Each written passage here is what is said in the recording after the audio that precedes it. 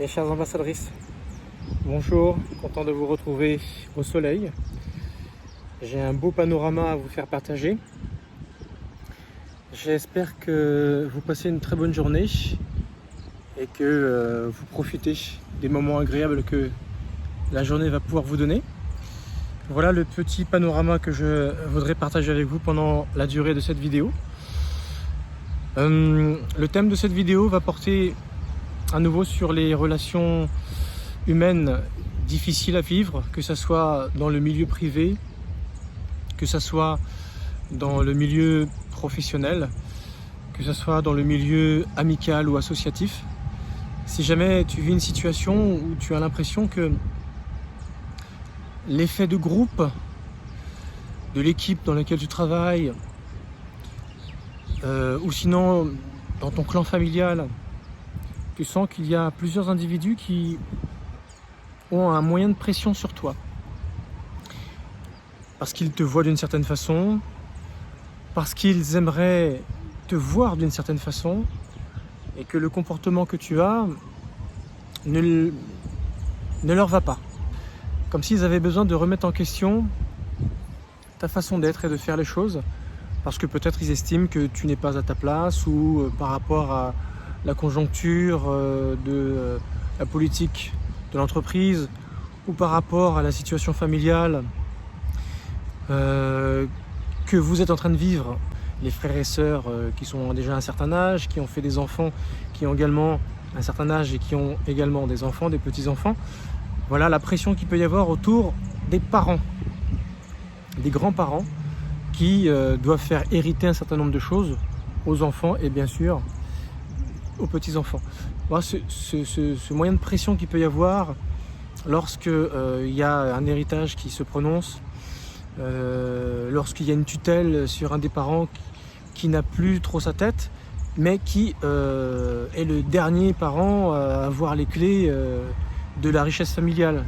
Quand il y a du terrain, beaucoup de terrain, surtout quand tu habites sur un endroit paradisiaque, ou que ce soit des biens immobiliers, tu vois ce que je veux dire? Ou que ce soit tout simplement des biens mobiliers, des actions, ou tout simplement voilà, une source de richesse qui fait qu'entre les uns et les autres, ça va créer énormément de conflits pour des intérêts toujours matériels. Si au niveau de tes relations amicales ou associatives, pareil, tu ressens une pression parce que voilà, tu occupes un poste qui est très en vue, qui est très envié par les autres, ou tu as une fonction que tu n'as plus, mais que voilà, peut-être tu as le bagou ou tu as encore les compétences, et du coup un certain nombre de membres continuent à avoir vis-à-vis de toi un comportement de respect, à ton égard, ça peut créer des tensions, des jalousies. Ou si tout simplement il t'est arrivé quelque chose dans ton couple et que tu as peut-être un comportement qui n'est pas compris vis-à-vis des autres, de ton entourage, dans ta famille, dans ton cercle amical ou dans le milieu associatif que tu peux fréquenter et que tu fréquentais avec ton conjoint ou ta conjointe quand vous étiez encore ensemble. Voilà, ce sont des situations que je te présente parce que ce sont des situations qui sont réellement vécues malheureusement, pour lesquelles tu peux vraiment pas te sentir bien, ne pas être dans ton assiette malheureusement, et ressentir cette pression. On te fait comprendre, bon voilà, avec ce qui se passe, avec ce qui t'arrive dans ta vie de famille, tu n'es plus à ta place, ou tu ne devrais avoir tel ou tel comportement qu'on ne voit pas chez toi, et quelque part ça nous dérange parce que on a l'impression que tu te dédouanes des fautes que tu pourrais endosser. Et d'un autre côté, ce sont des gens qui ne sont pas prêts à entendre ta version des faits. Ils veulent juste que tu endosses un comportement qui vont alimenter leur propre jugement, leur façon de voir les choses, malgré le fait qu'ils ne veulent pas entendre la réalité, les faits.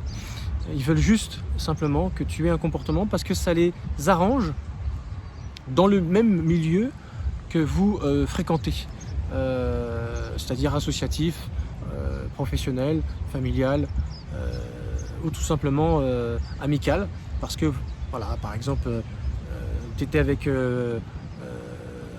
marié ou en concubinage, ou tu sortais avec une fille ou un garçon d'un cercle d'amis qui la connaissait ou qui le connaissait bien avant toi, et donc du coup ils sont touchés par exemple le fait que la personne en question ne se sente pas bien depuis cette rupture, mais que toi tu continues de les côtoyer, et voilà, ça crée des tensions parce qu'ils voient ça crée des tensions au niveau des rapports entre ceux qui continuent de se côtoyer, alors que toi tu n'es plus avec la personne, qui a fait que ça a apporté un certain dynamisme dans le groupe d'amis ou associatif ou amical. Enfin voilà, tu as compris ce que je voulais dire.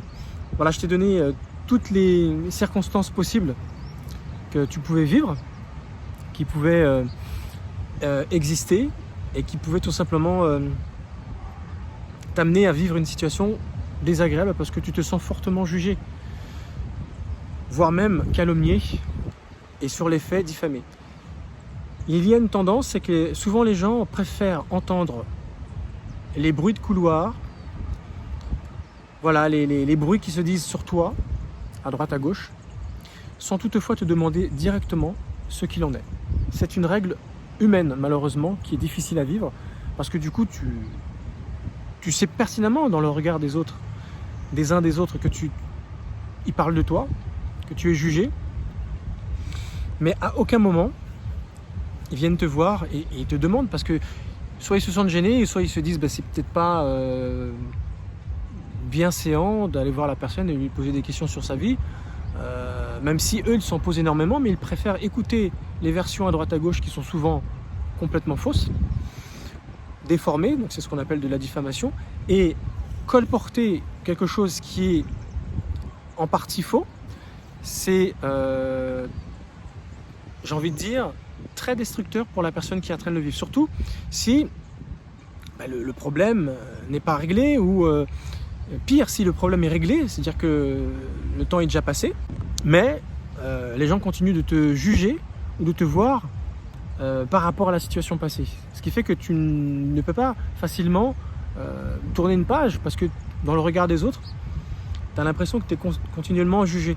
Ce qui amène souvent à appliquer cette règle, que celui qui est le plus gêné, il part.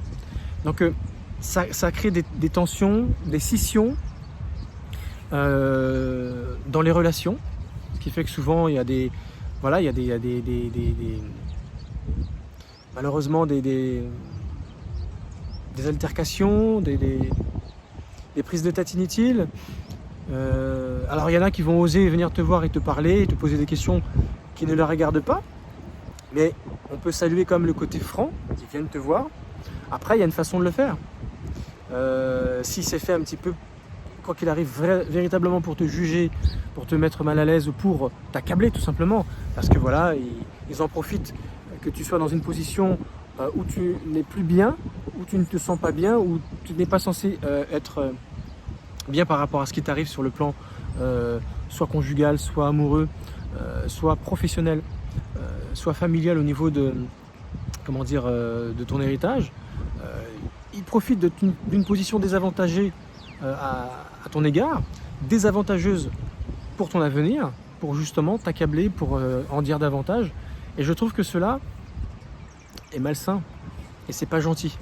Alors tu vois, quand tu vis ce genre de situation, t'as qu'une envie: soit balancer tes 4 vérités, soit te justifier, soit te barrer et refaire ta vie ailleurs. Mais tu peux pas passer ta vie qu'à ça, parce que tu sais que tu quittes un endroit pour un autre, les gens qui sont ailleurs sont pas mieux.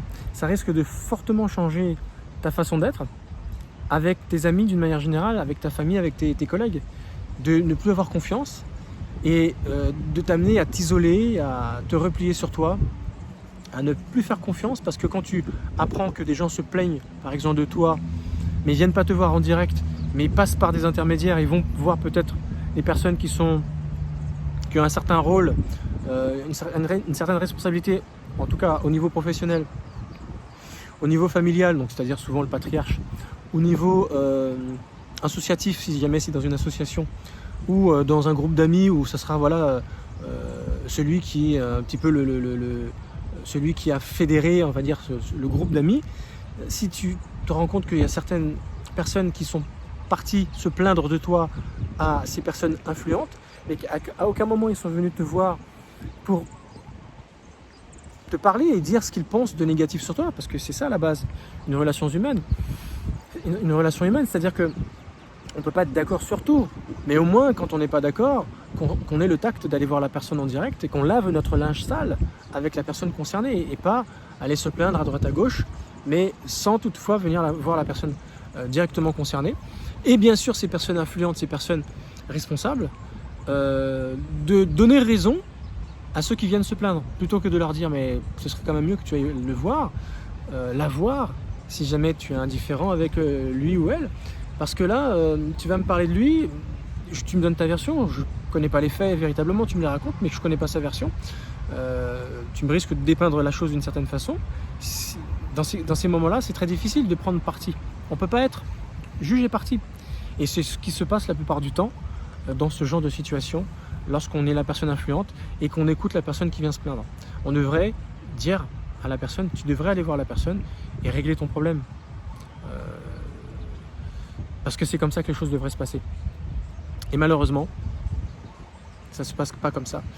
Mais le tort, c'est pas tant la personne qui va se plaindre, c'est plutôt la personne qui écoute et qui va parler à sa place à la personne qui a fait soi-disant le tort. Et va essayer de lui faire passer un message. C'est ça en fait qui est plus, j'ai envie de dire, dommageable. Parce qu'en réalité, ce que devrait faire cette personne, c'est de dire au plaignant, je ne peux pas aller à ta place, parce que si jamais j'y vais à ta place, tu m'autorises de lui dire que tu as un problème avec lui, et pour ces raisons, forcément la personne va dire non, elle voudrait rester dans l'anonymat, mais que ce soit il ou elle qui aille voilà, faire le mauvais travail qu'il n'a pas envie de faire, parce que du coup ce qu'il a à reprocher est délicat. Tu vois, c'est vraiment difficile de vivre une relation humaine sans préjugés, sans jugement, sans critique, sans diffamation, sans calomnie. Et c'est souvent de cela qu'on a besoin de se nettoyer. Alors souvent, on se replie sur soi, on se fait tout petit, on perd sa joie, ça envenime les relations, on prend de la distance, et finalement on perd des amis, on perd des personnes qu'on a aimées. Et surtout quand on regarde ce qui s'est passé, on se dit malheureusement, c'est des personnes avec qui on s'amusait bien, avec qui on était très amis, et à cause de quelque chose qui ne s'est pas réglé correctement, parce que la plupart du temps ce sont des choses qui ne se sont pas réglées correctement, qui ne se sont pas faites dans les normes, comme ça aurait dû être fait sur le plan humain, à cause de ça, du coup, eh bien on perd des amis, on perd des personnes de valeur. Donc si jamais tu vis ce genre de situation, que tu vis une relation toxique, ou que tu vis ton conjoint, ta conjointe qui va se plaindre à d'autres, mais qu'il ne te dit pas les choses franchement à toi, et tu as l'impression, mais il y a quelque chose qui ne va pas. Comment elle peut me donner une version à moi quand on en parle, mais quand elle parle aux autres, quand ils viennent me rapporter, je sens que je suis calomnié, diffamé, et ce sont des choses qui des fois ne sont pas dites de la même façon quand on en parle entre quatre yeux. C'est ça qui fait mal. Et c'est pour ces raisons souvent qu'on a tendance à être déçu de l'autre sur le plan humain. On est fortement déçu et souvent on perd des amis, on perd des personnes qu'on aime à cause de cela. Si ça t'arrive, si tu l'as déjà subi, moi je le vis régulièrement, je l'ai vécu déjà énormément de fois, il y a une chose absolument à faire. Il faut absolument que tu restes toi-même, reste neutre, perds pas tes qualités humaines. Je t'invite fortement à dire toujours tes faits. Fais attention auprès de qui tu vas te justifier, parce que des fois ce que tu vas dire va être déformé, amplifié à d'autres. Parle toujours aux personnes qui sont censées entendre et qui sont légitimes d'entendre ce que tu as à dire, c'est-à-dire la personne avec qui tu as le problème. S'il y a un intermédiaire, c'est pas avec l'intermédiaire que tu dois te justifier, surtout pas. Si l'intermédiaire vient te demander des comptes, c'est de dire où est la personne concernée, parce que c'est pas avec toi que j'ai à me justifier. tu es qui dans l'affaire.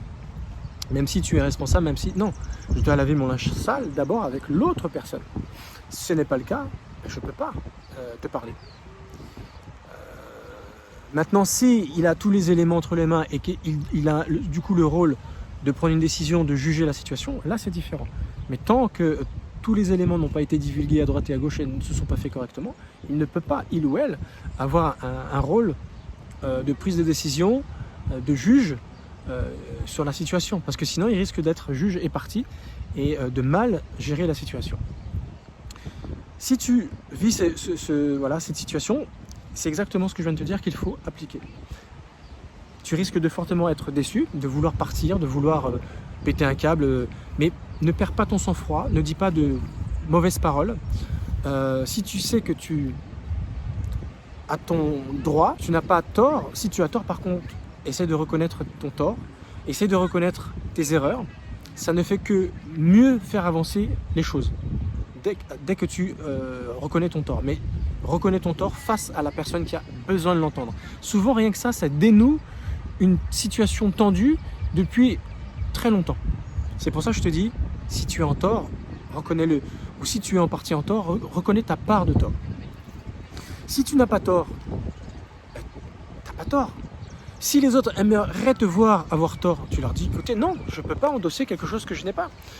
Si jamais j'ai fait quelque chose de mal, qu'on me le dise. Si j'ai un pourcentage d'erreur, qu'on me le dise. Mais ce n'est pas à moi de m'attribuer que vous souhaitiez me voir m'accabler sur des choses que je ne suis pas censé porter. Non, c'est à la personne concernée de m'attribuer un pourcentage d'erreur, de faute.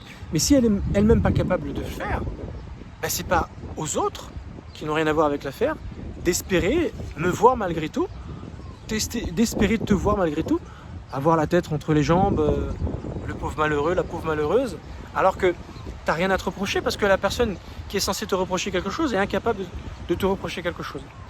Tu vois ce que je veux dire? Donc, si tu vis ce genre de situation, bah écoute, le temps parlera. Il faut laisser le temps faire les choses et c'est rien qu'avec le temps que tu pourras mieux cerner la situation. Peut-être que tu la cernes déjà, mais que les choses se tamisent dans l'esprit des uns des autres pour que tu ne puisses pas envenimer plus la situation par ton comportement qui, quoi qu'il arrive, déplaira aux uns et aux autres parce qu'ils aimeront te voir, quoi qu'il arrive, te voir d'une certaine façon que tu n'as pas peut-être et que tu estimes ne pas avoir. Voilà. Bien. J'espère que tout ce que je t'ai dit, c'est pas trop brouillon, que tu as compris ce que j'ai à te dire, mais en tout cas, si tu as tes torts, reconnais-les. Si tu n'as pas tort, défends-les. Si tu te rends compte que tu ne peux plus avoir les relations que tu aimais avoir, que tu souhaitais avoir avec les autres, qui n'ont rien à voir avec la situation, mais qui pourtant vivent dans le groupe, temporise, laisse le temps faire son travail. Et dis-toi bien une chose, si les personnes, lorsque tu n'es pas bien, parce que ce sont des situations pour lesquelles souvent on n'est pas bien, on souffre, surtout quand c'est des personnes qu'on a aimées et qu'on continue d'aimer. Si ce sont des personnes qui ne sont pas là lorsque tu souffres et lorsque tu as besoin d'aide, mais elles sont là juste pour t'accabler, et que finalement elles sont là pour te critiquer, te juger, et que le jour où il y a une petite étincelle qui se passe, et là la vie commence à te sourire quelques mois ou quelques années plus tard, et que ces personnes qui t'ont fait du tort réapparaissent dans ta vie, tu serais en droit de leur dire, écoute, tu ou vous n'étiez pas là quand j'étais pas bien, alors que j'avais besoin d'être aidé, ben, vous ne serez pas là non plus lorsque là, tout ira bien pour moi dans ma vie. Tu as le droit de refuser. Après, si tu acceptes, c'est ton droit. Mais sache cette chose, c'est que tu as le droit de refuser que ces personnes soient là uniquement pour les bons moments. Remplir un verre, se remplir la panse, se trémousser sur une musique. Alors c'est sûr que quand ça se passe toujours dans une ambiance comme ça, il y a toujours du monde. Dès qu'il y a un truc à manger, dès qu'il y a un truc à célébrer, c'est facile. Quand on vient et qu'on met les pieds sur la table et qu'on n'a rien à faire. Mais quand on a participé à la douleur et au malheur des uns des autres, il ne faut pas s'étonner si on finit par faire du tri dans les relations toxiques, qu'on a enfin ouvert les yeux dessus, qui nous permettent de véritablement trier et aplanir notre avenir. Voilà, j'en ai fini pour cette vidéo. Je pourrais en dire tellement plus. Je te remercie de m'avoir suivi. Lâche un petit commentaire s'il te plaît si jamais tu te sens concerné. Et je te dis à la prochaine vidéo avec un autre panorama. Allez, ciao!